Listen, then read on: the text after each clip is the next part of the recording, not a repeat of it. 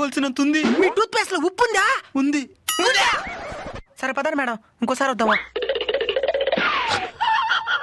Tooth paste లో ఉప్పు ఉందా లేదో పక్కన పెడితే ఆ గేట్లో పాము ఉంది.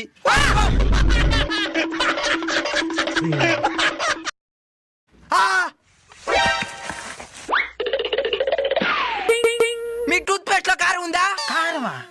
వీళ్ళేదో ప్లాన్ తో వచ్చినట్టున్నారు. ఉంది. ఉందా?